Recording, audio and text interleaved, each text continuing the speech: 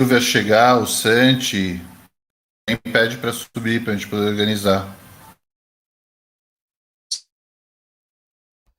Olá pessoal, tudo bem com vocês? Aqui quem fala é Victor Moraes e hoje vai ser uma noite muito especial. Vai ser o terceiro Town Hall do BSA, que é o nosso clã, certo? E nós vamos acompanhar aqui, enquanto os desenvolvedores não chegam, eu vou abrir aqui a live para vocês e informar que hoje vai ser com o CEO do Star Atlas, Michael. Voz sedutora, exatamente, Rodrigo. Essa foi a intenção. Mas enfim, então vai ser em inglês, tá? A live.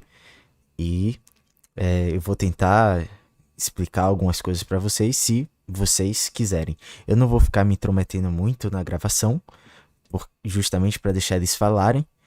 Mas eu vou dar uma comentada sim, vou comentar em algumas partes. Quando esfriar, eu comento aqui pra vocês, beleza? Então, quem tá chegando aí já deixa o like, beleza? Salve, salve a galera que tá chegando em peso aí. Rogério Lobato, Rodrigo Cunha, Giovanni Soares, que beleza. É isso aí. Então, eles ainda não chegaram. Então, se vocês tiverem alguma dúvida aí, já podem deixar, ou alguma coisa pra falar. E aqui a gente bate um papo antes de começar. Rapaz, 7 a 17%, pouco. E eu não acho pouco não, irmão. Na bolsa, a gente vai comparar com a bolsa aqui, tá? Que é o investimento mais conservador. A bolsa dá 12% ao ano. A gente vai ter de 7 a 17% ao mês, tá? Só uma consideração aí. Então, o Wagner já chegou aqui, eu vou deixar vocês ouvirem. Abraço. In our guild, so amazing. Thank you very much to be here. Absolute pleasure. Always great chatting with you guys. And I'm inviting Sylvia too. Okay. Just waiting her. But let's and Santi too. Both of them are coming. Hola, Hi, Santi, hola, ¿qué tal? ¿cómo están? Olá, Santi. Oi, Brasil. Olá, Silvia. Olá, Boa noite. Silvia. Boa noite, pessoal. Como está? We arranged to broadcast these two in Twitch and in YouTube. And in Twitch, you're gonna have a translation. So I think we can speak only in English. And after we do the translations, I think it's easier to get all the questions and all these things. Yeah, easier for Michael as well. Much easier for me. I appreciate it, guys. So, Michael, first of all, like, you know, for me, that's one of the founders of Brazilian Star Atlas Alliance, it's amazing to see what's happening in the community and how many people like looking to the white paper, to tokenomics, and all the sheeps, and it's madness. It's amazing. Like, in my point of view, I see people asking questions for me so much further than the tokenomics and the white paper. So my first question is that, like, how is to be like a CEO of that dream, and how crazy and how amazing all of this is happening for you? Can you explain for us, or try to explain? Man, what a good question. And I appreciate the positive feedback. And yeah, it's just extremely rewarding for us, you know, to have really laid out this vision. And it really wasn't that long ago, right? I mean, you guys have heard me talk on interviews about early conceptualization of mid-June. And a lot of that was the groundwork that Danny and Jacob and I laid, you know, for what the product would ultimately become. And then, you know, developing out the initial phase of the game economics and the token economics. And, you know, obviously Pablo joined towards the tail end of 2020. pergunta foi como é ser CEO do Atlas. Think about just how much progress we've made over 11 months, really 10 months, right, of actual being in the public eye of this product. And it's not only inspiring from our standpoint to see this progress, to see this growth, both externally and within the team. I know I mentioned on the last town hall that we, over the previous 2 weeks, as of last Friday, we had recruited 17 new people to the team. And I've mentioned, in several town halls back, that our objective is to grow this team to 500 people by, call it October of 2022. And we are well on track for that now. We have a great new head of HR in Kelsey Thompson. We've also recruited we've hired for our recruiting pipeline.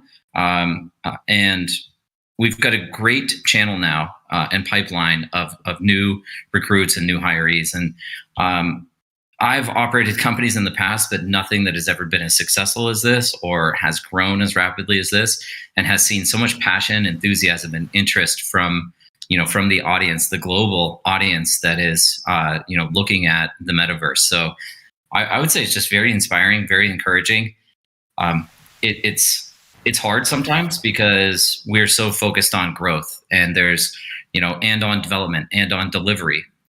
There's a lot of demands out there, a lot of people that are very anxious to get in and start playing and start earning and, see the vision come to life. And so a lot of times we're just heads down and we don't really necessarily take the step back to think about just how far we've come in such a short period of time. And your question just kind of made me do that. So I appreciate the question just for what it was. But it's really inspiring. And then the final point I would make is it's already excelled beyond the point where everything is kind of being produced by us. We're seeing a lot of amazing content get published. And resources and features and education, information. We're seeing a lot of this already get produced by the community. And this is what we're building for. This is the world that we're building for, where everybody can contribute in some way. So very inspired and just kind of grateful to be here with so many amazing people like Sylvia, like Santi, that are here on the channel with us. But amazing people across the company, and the community has been really supportive all along. No, they are amazing, Wagner. Since the first time I sent a message to Santi, like I was nobody, I didn't have a guild, I didn't found nothing. I'm just one of 14,000 people. And I sent a message to him, "Hi Santi, I'm pretending to make a Brazilian guild and how supported he is since the day one." And Sylvia can even express how much is good for Brazilians to have her in your team. Então, Michael respondeu que foi muito bom ver aqui a equipe crescer, muito bom que eles estão construindo um ambiente como esse, que foi muito inspirador e que e a ajuda que a comunidade está passando para as pessoas novas no game. Over the course of the year, to be working with a team of probably 180 people. I think we brought on another 4 or 5 just in the last week. So I'm going to say we're around 180 people right now, but just to see this all come to fruition is really validating, right? From a founder's standpoint of, we ideas are kind of easy and cheap. Executing on ideas is hard, but seeing the passion out there and the interest out there is very motivating for us just to continue putting in all those extra hours to deliver on what we've what we've presented to the world. I want to debate with you, discuss with you the already value of this game, because I really accept, I really understand when you say that the game already begun. Because like you said, we saw so much content, so much things doing by other guilds and our guild, everybody working for love, everybody looking for a dream. Most of people think, okay, I'm working now, and in the future I'm gonna have a better place in this metaverse, of course. But first of all, when you do a community like this with so much people engaged for so much different countries, in my point of view, doesn't matter if the game is we have to wait 1 month more or not. This is not the point. The point is seeing the engagement of all the world in the same dream of metaverse. I think this is the biggest value of Star Atlas. And since the day when I entered in the town hall and saying like what you're talking every week, different people asking different questions, nobody controlling the questions, like you pass a lot of credibility in my point of view. So and parting that point, can you expect the DAO and the staking of the chips, the score in this year, in December? It's I would defer back to the target dates on the roadmap. I mean, it's certainly my objective and something I've been pushing very hard within the team to deliver before the end of the year. It's I'll just kind of reiterate of the kind of areas that we're focusing on right now. It's making sure that we get score out so we can provide that utility for the NFTs that everybody's been purchasing now for the last 2 months. Provide the earning opportunity. We've rolled over the markets now, so you can reinvest some of the Atlas that you're earning right back into purchasing more ships. This is, to me, what I think most people are going to be doing. Rather than trying to cash out today, it's taking those earnings, building a bigger fleet of ships, using it to purchase land when that comes along in the future, and continuing to build your asset base, which then creates the opportunity for passive and residual income for you in the future. The other major feature we want to release is at least Polis staking. Now, the full DAO, the full governance structure, that is not going to be ready by December. I can assure you of that.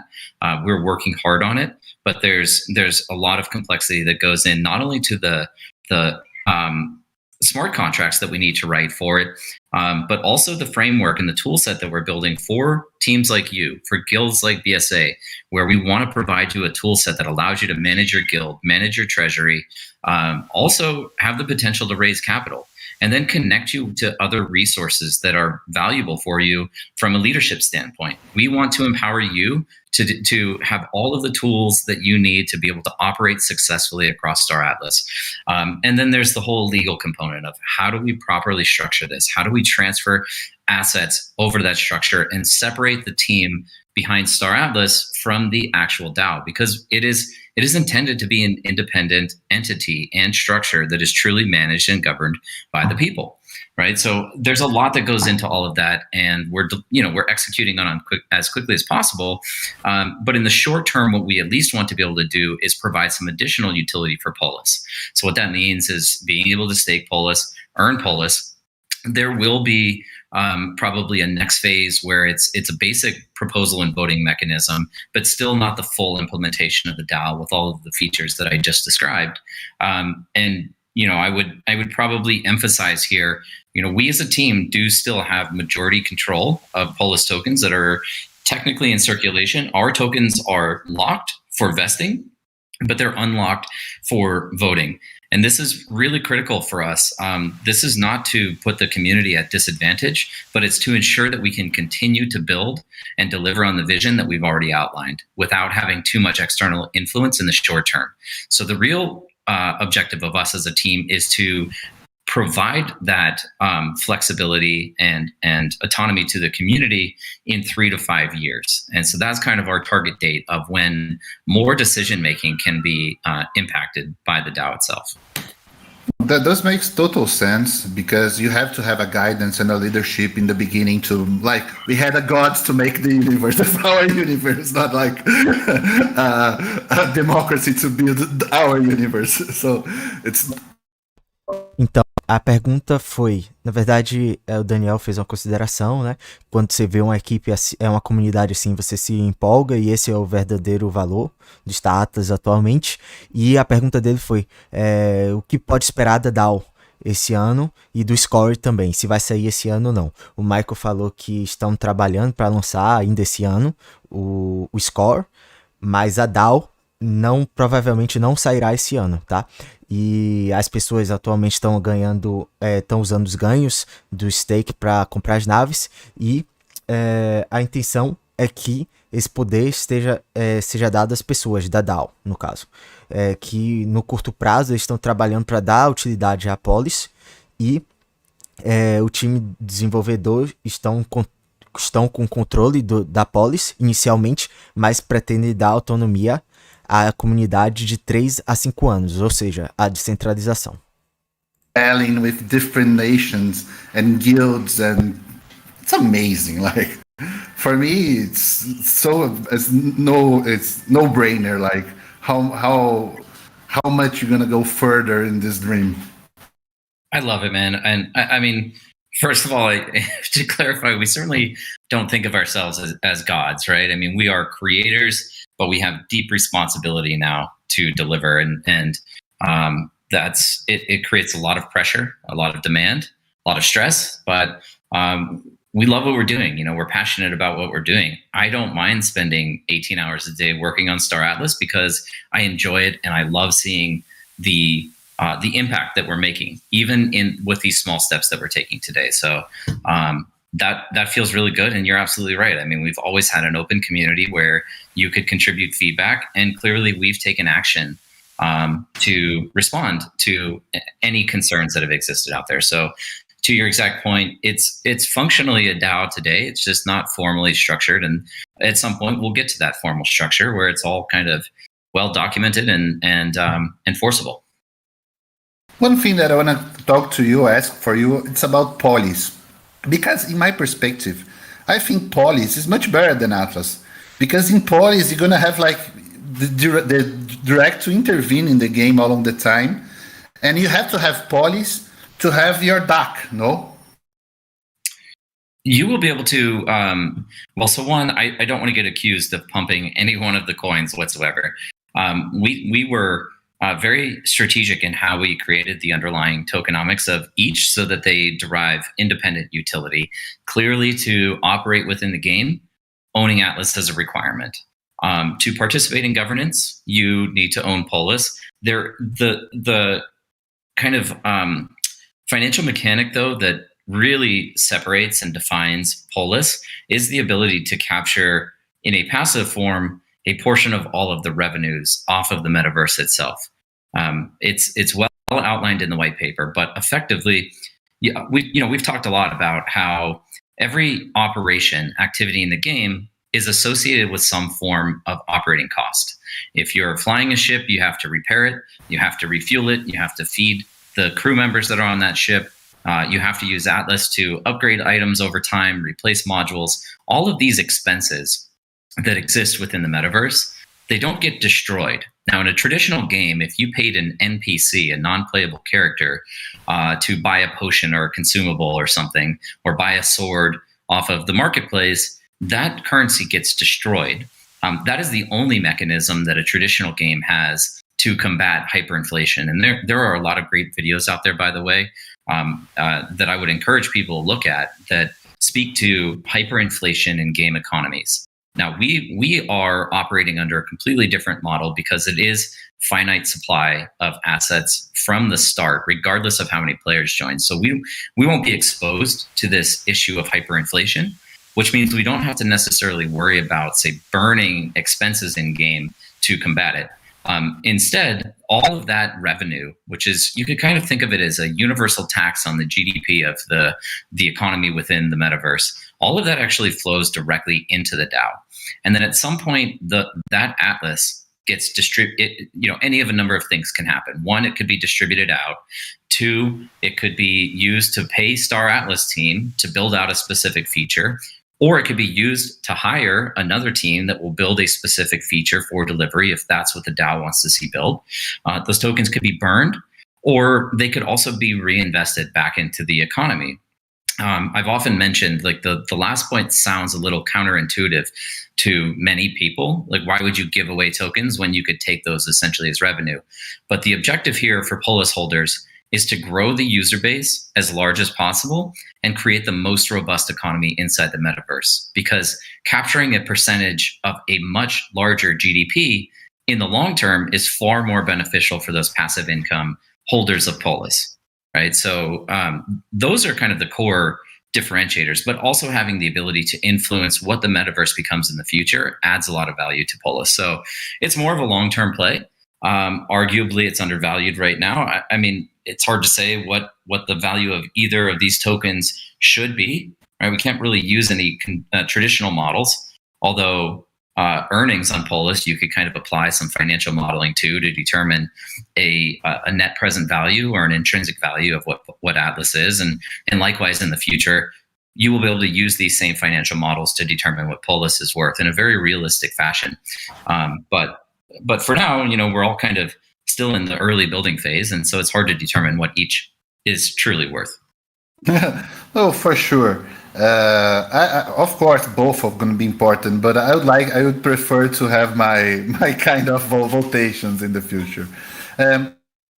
Everybody asks for sure. It's about you said in other interviews that we can expect something between 5 to 15% for in the score to the ships. Can you confirm this? It's what I'll say is that we're targeting a favorable, income level for everybody based on whatever economic value of the assets they're holding is. It should be pretty competitive and pretty attractive to people. I don't want to pigeonhole us into a specific number, because the reality is there's a lot of variables that will determine what every individual player makes. It could be higher, to be honest with you. We're kind of basing our model on, I don't want to say worst case scenario, but we're basing our model on if every ship that we've listed and released to date was sold at the prices that we listed them at. Now, that's not the reality, right? So it actually means that yield should be better for the people that own ships today. But we want to ensure that we're not overinflating the economy in the short term. And that also means that we need to be able to account for every single dollar that can possibly exist if all of the ships were to sell out. So we're basing our model on maximum economic value being staked to or enlisted in score, which we also know is not true, because we know that not everyone is going to take their ship and constantly maintain it and stake it to score. So all of that said, we're kind of basing the target rate on all of those worst case variables, but understanding that in most cases, we won't be reaching those maximums. And so therefore, the individual user yield should actually be better, right? But this is why I don't want to put us in any type of scenario where anybody can come back and say, well, you promised us this number and it's not, because there are cases where it could be lower as well. So I hope that helps, though. Of course, but at least can you express to us, like, is the yield going to be proportional to the value of the first enlistment? Like, if I buy a X4 for $20, Então, Wagner falou um pouco sobre a polis, falou que para participar da governança você precisa de polis, para combater a inflação você precisa destruir os NFTs também, e que não precisa se preocupar com a destruição dos NFTs, porque vai ser tudo escoado para a DAO, que vai ser todo mundo que tem polis, que vai participar das ações. It's essentially equivalent or proportional across every single asset. It's like everything can kind of earn the same rate is the idea. It doesn't matter if you have an R8 or an X4. Right? To your point, it's not based on the price that you paid, though. It's based on the what we call volume weighted average price of all of the ships, assuming that all of the ships sold.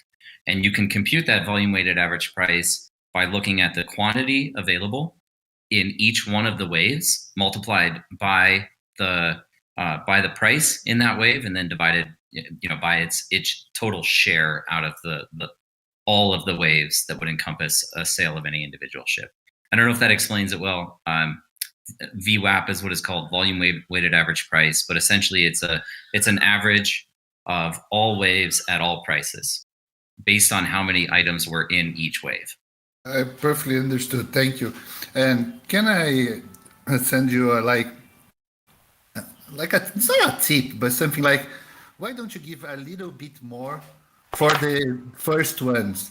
Like for me, I have all kind of ships, but imagine a Brazilian that don't have money and put a lot of money. Então, ele falou um pouco da porcentagem que dita de 5 a 17% do retorno das naves.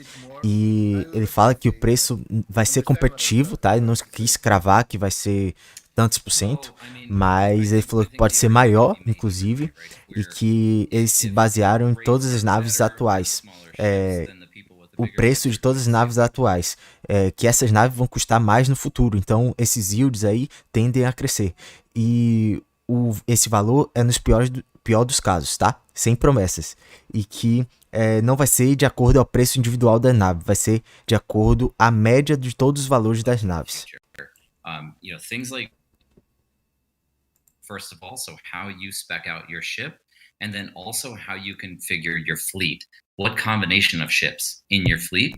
These are all going to add to the complexity of the model and will determine, kind of rates of return in the future, which adds far more control to the player on and decision making and strategy to the player on how best to execute and operate across the metaverse. Two other points of clarification, though. The yields now are very likely to be better than they will be in the future because it's a smaller user base. We still have, a certain emission rate that is specified in the white paper, or in the game economic paper rather. And so fewer people right now are competing for all of those resources. So yields today are probably better than they'll be in the future, at least in Atlas terms.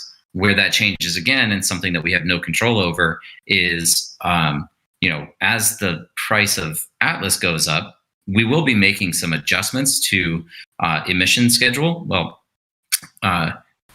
trying to think of how to term it. We'll be making some adjustments to the amount of Atlas that gets distributed over a fixed period of time to reflect those changes in exchange rate. But that also means that we have some levers that we can pull on our side where there can be some kind of split. So from a dollar perspective, it's possible that in the future, if the price of Atlas goes up, your yield actually goes up. But if we're just looking at nominal terms of Atlas being distributed, right now is going to be one of the most favorable times to be involved because there's less users. And then the second thing that I would... It's like Bitcoin. Imagine in the beginning with a normal computer, you could mine 50 Bitcoin. Ele fala que os yields agora vão ser melhores do que os yields depois. Então, em comparação a dólar, os ganhos de agora vão ser melhores. I don't want to tell anybody what to do. We have no idea what's going to happen to the price of Atlas, but exactly, right? So if you're earning Atlas today, obviously if the price of Atlas goes up, then that rate of return that you are receiving today is going to be dramatically higher in the future.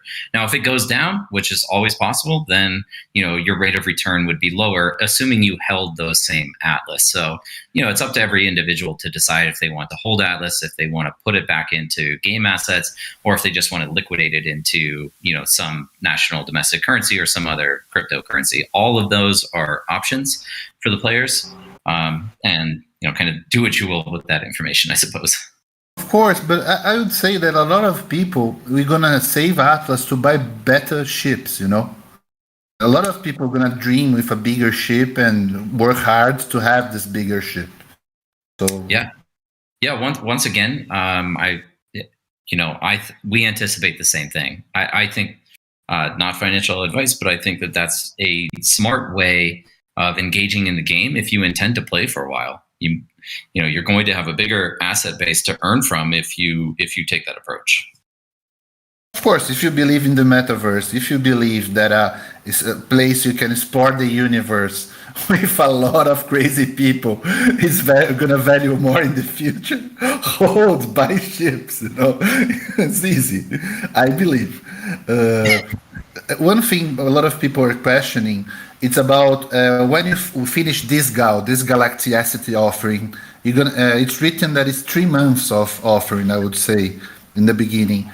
After that period, you're gonna burn the remaining ships that's not sailing, not sold. No, and we probably need to go do some housekeeping on if you're looking at like the original white paper and the roadmap that we had and how it's, what it described as being the GAL back then. A lot of that has changed and evolved pretty dramatically. So at some point we need to get back into that white paper and kind of update it. The game economic paper right now is still very relevant and current. So that's kind of the best place to look for things like economics. What we committed to, though, is that we very, very likely will not ever sell any of these same ships ever again. And so instead of us burning any ships, they will continue to exist on the market. We do want people to be able to get access to these new players, right? We're building for the billion-person user base, not the hundreds of thousands or the millions. So, over time, more people are going to come in. We want them to have access to these same assets if they're still available. That's fair, and it also allows for the community to continue growing. If we were just to destroy all of those at the end, then how would people get in? And then it creates bidding wars, and then it creates increases in barriers to entry, so people can't afford the assets anymore, and then we lose users because of that, right? So we don't want to create that scenario.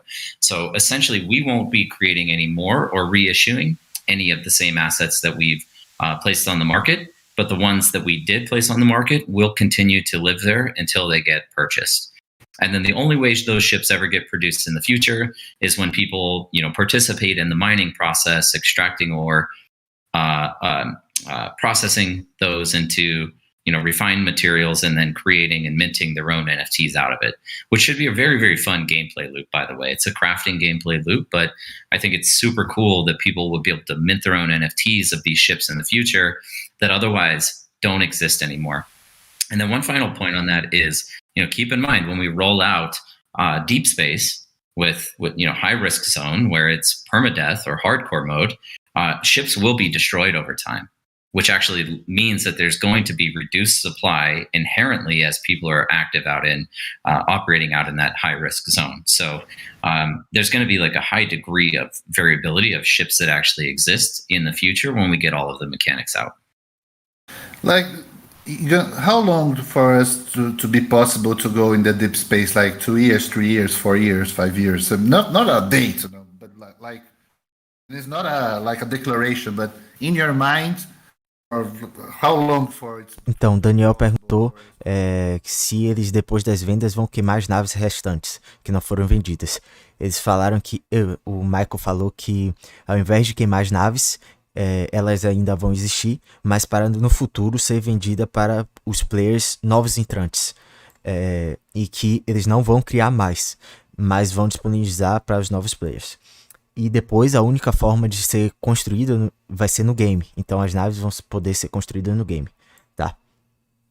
In the minigame, right? In browser. It's possible. It's not scoped out, and I don't know if we'll even do that, but it's possible that we can kind of introduce that dynamic, especially if there's substantial demand for these types of gameplay. Another way that we could kind of implement that, by the way, is creating like battle arenas where maybe your ship has a certain amount of lives and you can participate in those battle arenas, and it's still high stakes with money on the table. That would also lead to that same ship deflation outcome, should people lose too many battles. So that's just an idea. I'm literally thinking out loud with you, but things like this are all possible. And it's very interesting because one of the questions was like, hi, Daniel, how can we train to be a good pilot, to be a good fighter? It's going to be a place like for us to train fighting, something like you said, a battle place, but with lives. Very, very, very interesting. Very nice one. Yeah, and I mean, we'll put more thought into it before we roll anything out. But that's there's many different ways that we could implement that, especially if there's high demand for PvP. And it could also, I'll just thinking out loud again, just one additional thing is it could just be we'll have to think about legality of this and regulation of this, but it could be battle arenas where you're kind of placing bets and it creates a purse, and then the winner of the battle arena gets to collect the purse. It could also be done so through like tournaments where there's a fee to buy into the tournament, and whoever wins at the end or the top 3 get to collect the purse. So there's a lot of ways we can introduce PvP mechanics without having to go, into the deep space exploration and super high risk zone in Unreal Engine. It's amazing how much possibilities is possible in a universe like that. Another thing that people were asking, like 1 minute.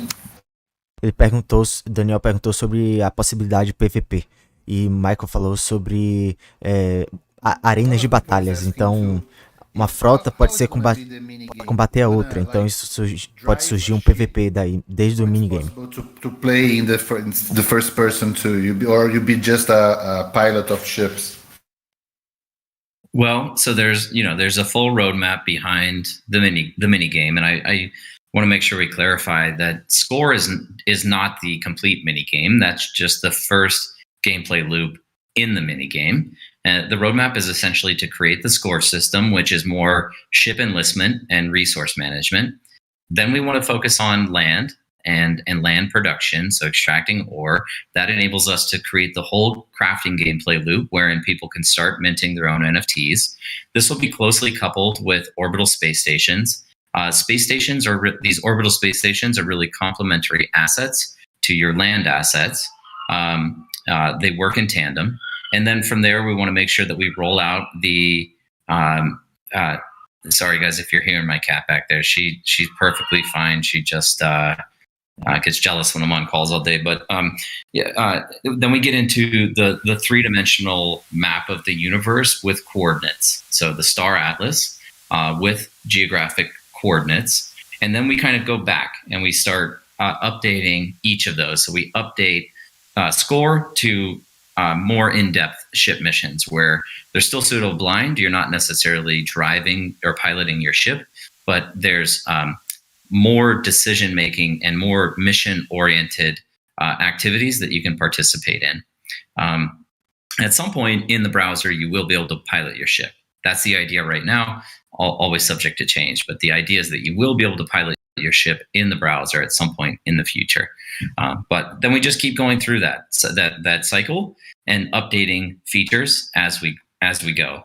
And I think fortunately the progress on this will start moving faster and faster as we get a bigger and bigger team. Perfect. Can you explain a little bit of what's going to be the showroom that you're talking about in other town halls and it's in the roadmap too? Yeah, the showroom should be super cool. It's our initial module in Unreal Engine. So this is where you'll actually have to go out and download a game client, and you'll log into the game client, which will connect. It's still going to be fully decentralized in Web3. So you'll connect your wallet through that process, and then you load into the fully immersive world that is Star Atlas. It's limited on kind of like gameplay mechanics. The idea is to introduce you to the world.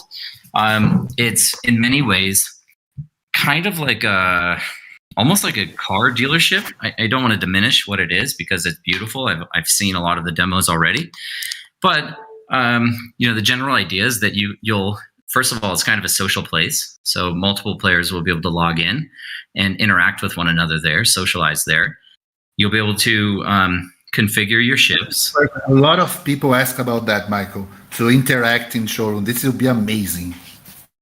Yeah, it could be your hangout zone, right? So I still need to connect with Danny on the first version might not include multiplayer support. We have to figure out like how many concurrent users we can have and what the networking layer looks like there. But it is an area that we want to deliver on because part of the metaverse is social interaction, right? We know that. So kind of multiplayer support is coming. It's going to be a component of showroom. But to me, there's going to be some like mini games even in the showroom as well. Again, maybe not on the initial rollout, but over time, there will be these little experiences that you can participate in strictly inside the showroom. But one of the coolest things is just being able to see ships at scale. So you'll be able to go through the full gamut of any of the release ships that we have full production models on, and creating these full production, high resolution, beautiful ships, by the way, does take quite a while. I mean, you guys saw, I think, the Compact Hero image that we shared. We literally are engineering these ships from the inside out. So we have to think about things like flow and space and rooms and how that fits in the shell of the ship. Right now you're seeing the exterior, but we have to build the entire interior as well. And it all has to be modeled to the highest quality. So, but these ships you'll be able to kind of load them in and see them side by side. So to me, that's one of the coolest things. Going from the extra small ship all the way up to a Titan ship, you can really get a sense of just how big these assets are when you're going to be flying them around in space. How big we're going to be at Titan? People are saying that it's biggest than a lot of countries. Not as big as... Então, ele falou que o Star Atlas vai ter coordenadas, né? E que vai ser um ciclo de atualizações, desde o minigame, que vai ser esse primeiro impacto com o game, só que vão ter ciclos de atualizações que eles falou também no showroom, que você vai poder ver a nave em 3D e vai poder ver dentro da nave e tudo mais. E ao decorrer desse showroom vão ter tipos de minigames também em 3D, e o melhor de tudo é que você vai poder ver a dimensão das naves que você comprou. One question that I'm gonna, not a question, but like I want to debate with you and ask for you. And how can we put a little more Brazilians and people from development countries in a game like Star Atlas? Because I see a lot of power in the community, community as a service. I saw so much people interacting with Solana for the first time, downloading Phantom, and interacting with all the Solana ecosystem because of Star Atlas. Don't you think it's possible for you to bring some embassies, Star Atlas embassies, in countries like Brazil and other big countries in development, like Indonesia, Philippines, and others? 100%. And whether we do that physically, which is possible, where we establish offices kind of around the world, that's a lot of infrastructure for us to manage. Not impossible, but I'm not certain we'll do that. But where we are looking at creating the ambassador program is at least electronically, through remote work and finding brand ambassadors who want to support us, and then also extending that into areas like the DAC relations, head of DAC relations. So somebody that can communicate, work with guilds, and maybe beneath that we have a hierarchy of or another layer where it's regional focused. So there's different DAC managers on our team that you can report directly to, and that information all funnels back up to us, right? So that we can at least consume, absorb, hear all of the feedback in a highly concentrated and distilled format. So these are things that we want to bring. This is where we're deploying money. This is part of where we're hiring across our team to introduce these types of global ambassadors and representatives that will communicate on your behalf back up to us. Fala sobre representantes globais que representam países de menor expressão, vamos dizer assim, como Brasil, Filipinas e tudo mais. I already made my financial life, not a big life, but a good life. So I don't have any deals, but I see so much people that dream to have a ship for $100 X5 or dream to have $1,000 chips, I would say if you can put these people to dream, to work with this with love and return that possibility to buy a better ship, a better thing, you'll be amazing, man. You'll be very nice.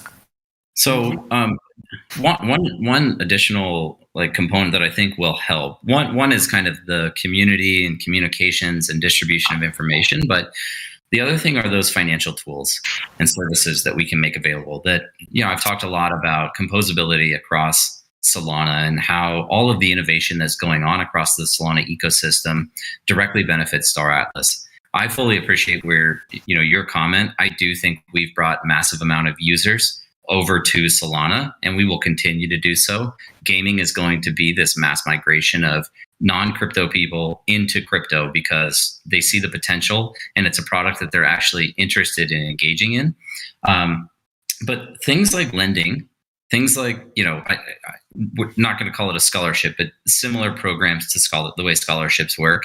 And then also this concept of kind of almost like an uncollateralized loan that can go out to purchase an item. Now, on this last point, I'm still a little bit conflicted, but you know how if you want to buy a car, most people don't have all the money they need to buy a car. I'm not sure how this is in Brazil, by the way, so I might be misspeaking, but in the US, you take a loan, right? You take a loan and you buy your car and you pay it off over time. Now, in Star Atlas, we could implement the same thing where if you have no money, you can borrow $100, you can buy one of your ships and you can start playing and you pay that ship off over time. Now, the reason I'm conflicted is I don't necessarily want to create an economy where everybody is indebted immediately upon entering. But at the same time, I see that as being a huge opportunity for people who may not otherwise have access to the capital or the asset base necessary. And it creates an opportunity for them to at least earn, pay that ship off, and then start building wealth from there. I'm going to say the scholarship is the easiest way. Like, other thing that I really believe that your team heard us is like, I bought a lot of ships, more than 700 ships, not for me, but to have a community doing scholarship with Star Atlas. And one point when I start to see that, okay, it's going to be impossible to land now, I'm fucked because I can't use 700 ships. And when you said no, the first phase is going to be staking because we are not ready for everything, I saw a lot of value, as an investor and as a person that you are looking at us too, doing at the best for us. Ele fala sobre scholarship. The final question is, when the real game starts, it's going to be possible to have scholarships, landing, and all this kind of thing you said? Como empréstimo de nave. Então você começa com a nave emprestada até você ter condições de pagar a sua. I've mentioned Jet Protocol before. There's many, by the way, that are building these lending kind of tools. We happen to be working close with Jet. Someone else might come along before that kind of builds out the features that we need sooner, or there might be a better feature. We're not exclusive to anyone. We don't have any exclusive relationship in place with these third-party financial service providers. But what we do care about is getting the tools out to you. And so the lending tools are very much one and the same as a scholarship program. As long as you can let someone else utilize your asset in a trustless, decentralized format, then you have the ability to empower your community. And so it's something we're already working on and want to get integrated soon. I would expect it's out well before any of the core gameplay is released. A land também vai ser como uma scholarship, então você pode deixar pessoas trabalhando na sua land e isso servirá também como uma forma de scholarship. And helps people to be there, and I think a lot of people in different countries thought the same, because just the beginning you said that this is gonna happen some way, and this is important not only for Star Atlas but for Solana ecosystem. Like I said in the beginning, you're in the edge of the Solana, the necessities of the servirá também como uma forma the player, the Solana. And I said to you, a lot of people tried for the first time Solana, and it's true too that a lot of people tried FTX for the first time because of Star Atlas. In Brazil, Binance is very popular, and before Star Atlas, a lot of people didn't even know what FTX was, and I saw a lot of people entering FTX too because of Star Atlas. At the end, all this kind of technology is a must for Solana, not even just for Star Atlas, Yes. And if I can, just quickly here, Daniel, I want to make sure I mention we do have eyes and ears in the community. I do not beat my cats ever, and especially not on calls. But Daniel fala sobre a relação entre Solana e FTX e as pessoas que não sabem exatamente muito bem como funciona uma DEX. They're just cranky.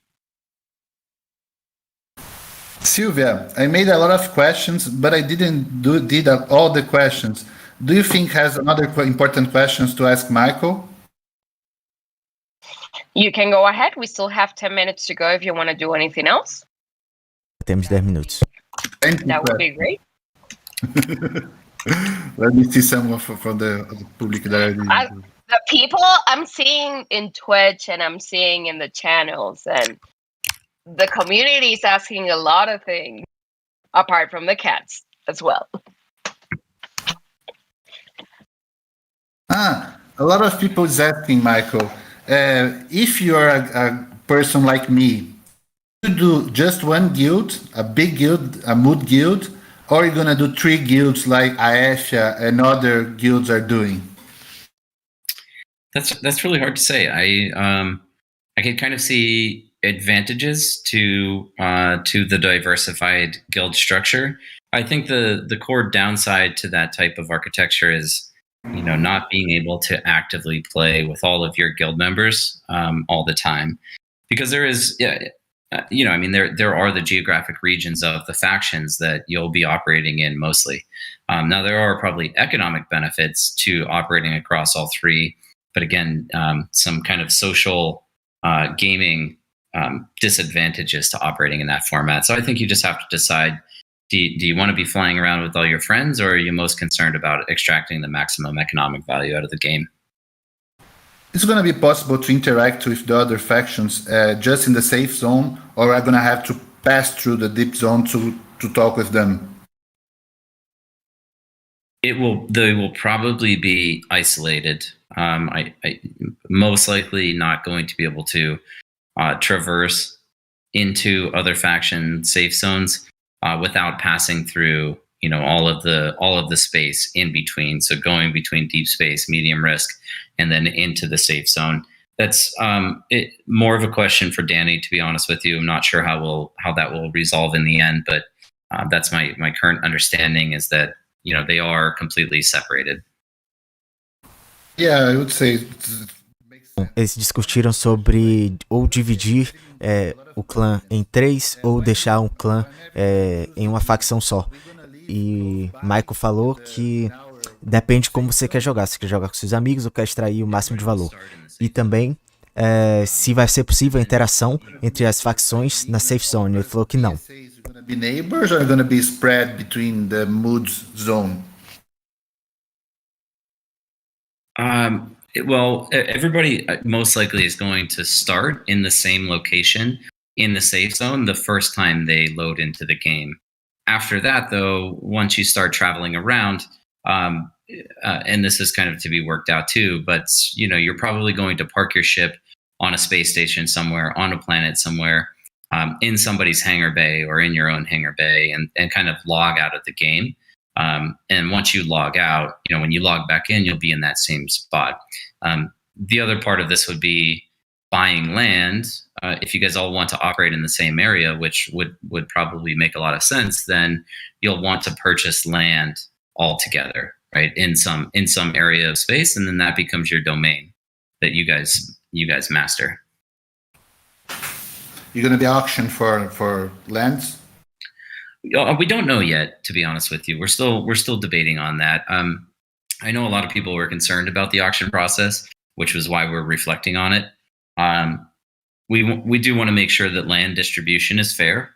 I would also say that the very similar to how we have extra small ships with a lot of with very high quantity. A lot of that, like 50% of that supply, is still available on the market.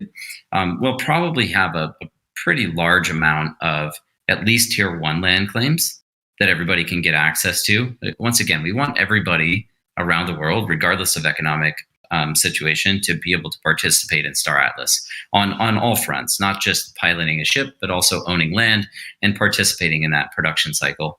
So you have to be inclusive, otherwise you're gonna have 1 billion people there. A lot of people don't have too much money, so it's important to have an open door.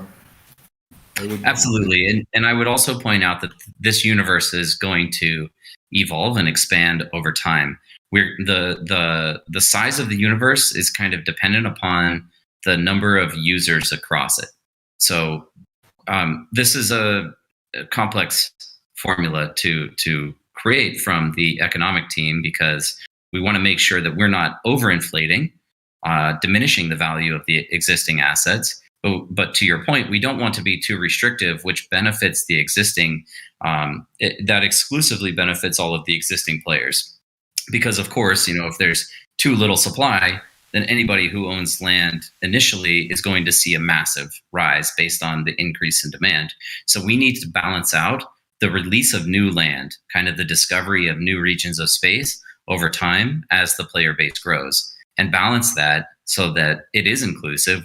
There is options for all of these new players, and that we don't damage the existing value of every asset that exists across the universe. One final question. We have this 5 minutes.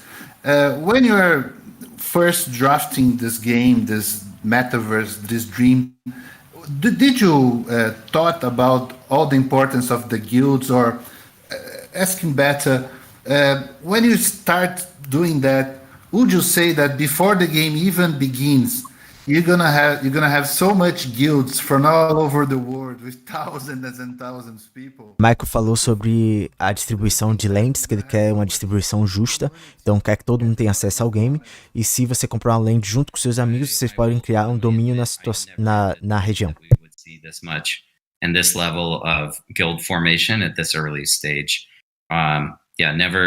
Never in my wildest dreams did I think we would see this. And a lot of credit I think should go to Christian with Interstellar Alliance. I mean, this was back in January.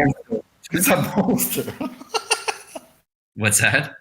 No, he's a monster. Like he's inside Star Atlas already. He loves this. It's amazing to look what all he's doing. Yeah, and it was his request, to set up the guild recruiting channel, and he published the Interstellar Alliance at the beginning, and that was kind of one of the first times, and it was early on. Like I said, it was either January or February, and that was the first time that we started to sit down and think like, okay, the guild dynamic here is probably going to be more powerful than we ever thought it would be. So amazing to see it though come to fruition and to have evolved the way that it has so early. I would say this is the thing that what I truly believe, that Star Atlas is here to stay. Because, Michael, a lot of people say, no, remember Cypherpunks, remember Star City, blah, blah, blah, blah. And I always say to him, okay, do you have a community like this?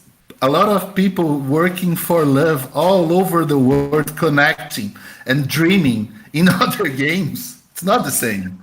It's not the same. Definitely, and another point on that is like we have to keep in mind that Star Atlas as a product is something that will constantly evolve, and through that decentralization process. At some point in the future, the DAO is probably going to be making so much money that it needs to decide how to invest that money, and it will invest in teams, not Star Atlas. It will invest in other development teams that meet the standards that we introduce to create content and build on top of Star Atlas. And now you have people all over the world constantly expanding what Star Atlas actually means and is, right? And it's new experiences, it's new features, it's new gameplay, it's new everything that people can participate in. So, that's the big vision. That's the big picture, is where everyone can contribute and kind of has a responsibility to. And the funding for all of that just comes from the metaverse itself, which we don't control. Right, the funding or that capital all comes from all of the economic activity that exists across the metaverse, flows into the DAO, and then the DAO can decide we want these new features, we want this team to build this thing, or some radical revolution of whatever, or evolution of what Star Atlas is, and that has never existed before. Man, I want to congratulate you a lot. I see you as a leader. It's amazing to be part of Star Atlas. I want to ask if you're going to say something to Brazilian community that I didn't ask. I want to thanks a lot, Silvia and Santi, for all they are doing for us. So say your farewell, and thank you very much, my friend. No, I think it's great. Santi, Silvia, anything else that you think we should cover right now while we're here? I know Santi what's going to say, so I'm going to leave it to Santi to say it. And other than that, Brazilian community, eu adoro vocês, eu me sinto brasileira e eu estou aqui para qualquer coisa que vocês precisem. I would like to thank everybody for being here with us, listening to us. While we know that Argentina is playing against Brazil, we know that everybody will love to see it. So we really appreciate listening to us today. To Michael, mainly. Everybody throw tomatoes at Santi. So thank you very much. And next time I'm going to come here with a caipirinha. Cachaça. Yeah. Well, Daniel, sincerely appreciate the opportunity. To the Brazilian community, we sincerely appreciate all the support. I love seeing it grow. I think you're still the fastest growing community across Star Atlas right now. It's absolutely incredible. So appreciate the opportunity to be up here, and it's always great chatting with you all. Thank you very much, all of you. Obrigado aí todo mundo que veio. Tentei fazer o máximo de pergunta diferente. E adorei. Obrigadão, Malves e Dux aí por proporcionar. Tamo junto. Tamo junto. Power to the people. Yeah, stick it to the man. Thank you. Thank you. All right, thanks everyone. Bye-bye. Bye-bye. Então, meus amores, acabou. Mas se vocês quiserem deixar alguma consideração aí, eu estou aqui ainda. Tá, muito bom, muito esclarecedor, inclusive, algumas das atualizações aí que vieram, não é? O adiamento do começo do minigame, como eles falaram, né? Esse vai ser só o início de um ciclo de atualizações. Então, a gente vai começar com o stake das naves, né? E vai evoluir a cada atualização para lands e outras coisas que vão ser desenvolvidas. Do showroom também. Então, que vão ser, que a gente já vai conhecer as naves, já vai dar para socializar em 3D, não é? Então, muito bom. Se alguém quiser deixar alguma pergunta aí.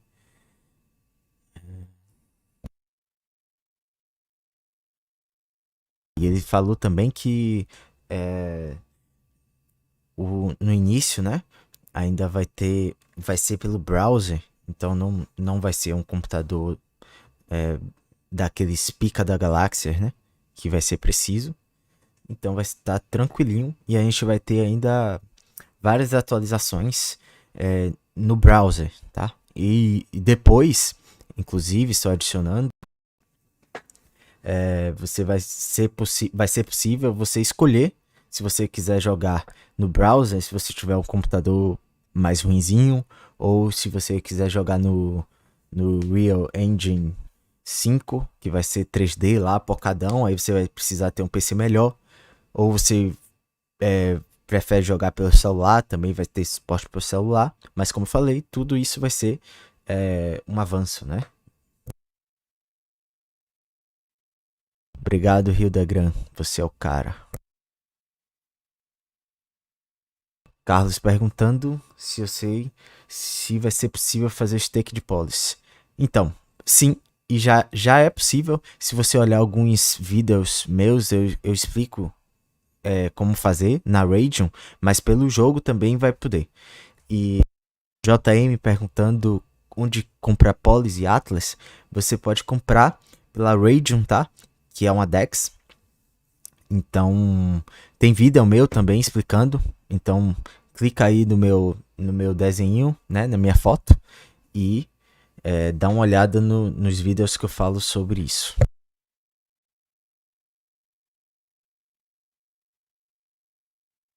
Então, a Radeon é uma DEX. Então, é uma... Quer ver? Eu vou mostrar aqui para vocês, tá?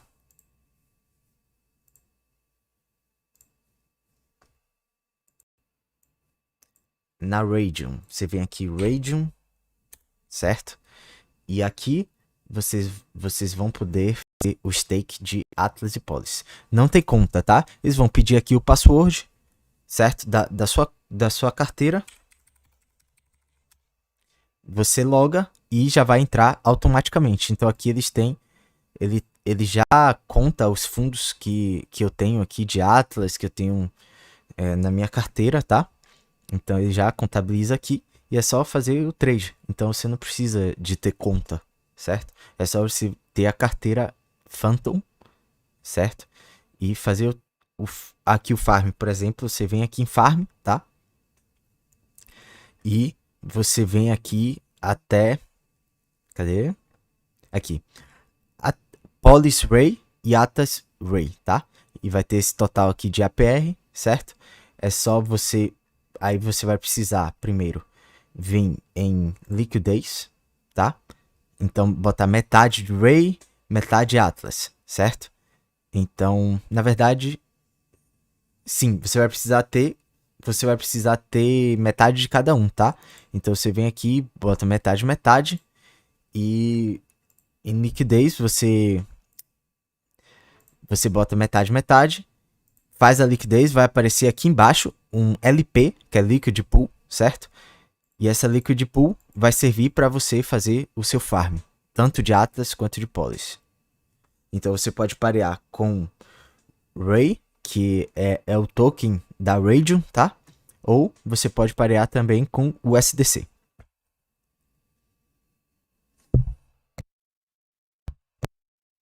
Então, Glauco, maratona meus vídeos que você vai saber tudo isso aí que você está perguntando, certo?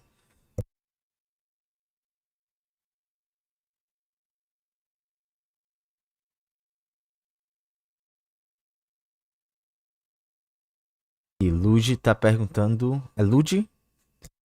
Tá perguntando aqui se esse ROI atual de 5 a 17% nas piores das hipóteses, se é calculado na média das naves, se ele tiver uma nave caríssima, ele tem que vender as baratas para não afetar a média? Não. Não vai precisar vender porque ele vai somar, na verdade, ele vai somar a média das naves, tá?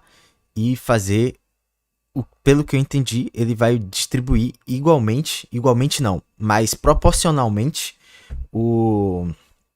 a quantidade de naves que você tem, tá?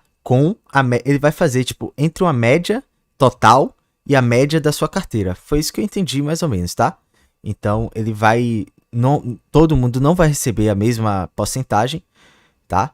Apesar de ser uma média entre todas as naves, mas vão ter decisões que você vai precisar tomar para maximizar essa porcentagem, certo?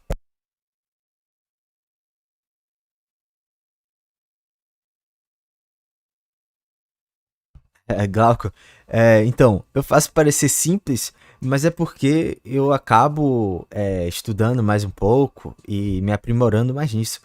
Mas no começo também eu me batia direto, eu tentava fazer, ficava com medo de fazer, né? Mais do que tentar fazer, eu ficava com medo de fazer. Mas quando você vai pegando a prática, vai fazendo, porque até quando você necessita, né, de fazer parte dessa tecnologia, você vai precisar aprender a fazer. E aí, quando você aprende a fazer e pratica, vai ficando cada vez mais fácil.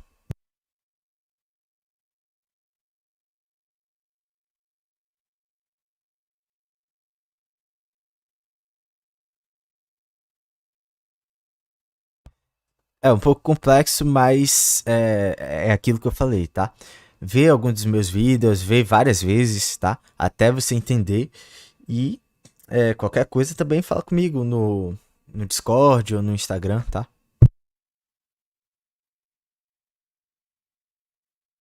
E o Lud também tá me ajudando bastante. Boa.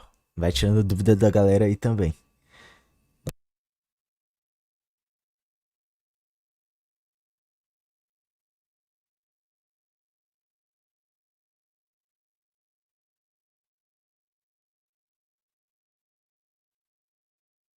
Boa. É isso aí. Eu também tentei. Tentei, na verdade, praticar a bateria, né? Mas é muito difícil, realmente, só com prática.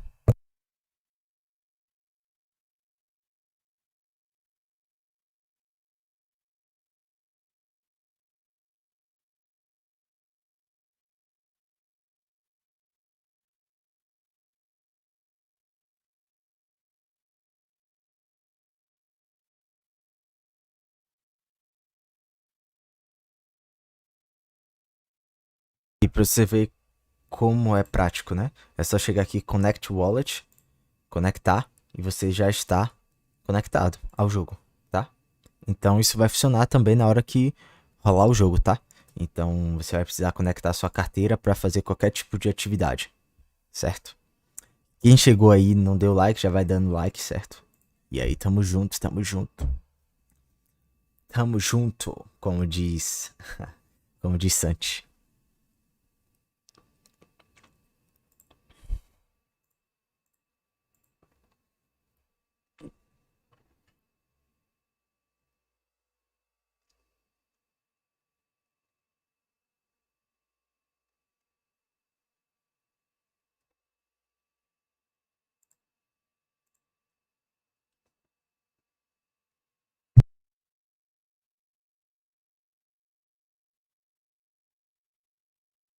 Não necessariamente, tá, Glauco? Você não precisa ter Radium, porque você pode fazer com o SDC também. Então vai do seu risco, né? Porque se você quiser tomar um pouco mais de risco e ter um retorno melhor, você vai na Radium. Se você quiser ser mais conservador e rebalancear a sua carteira com o SDC, você opta por upar o SDC, Polis ou Atlas.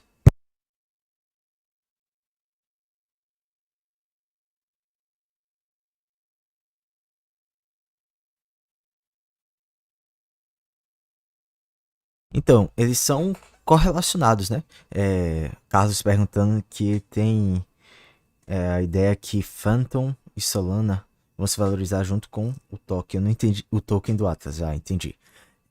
Então, eles são um pouco correlacionados, tá? Mas como vocês sabem, game, o jogo NFT, ele meio que descola um pouco da blockchain, né? Então, às vezes o Bitcoin tá caindo, só que o jogo teve uma atualização e o token ignora totalmente tudo e valoriza ou desvaloriza, dependendo de se foi bom ou se foi ruim a atualização.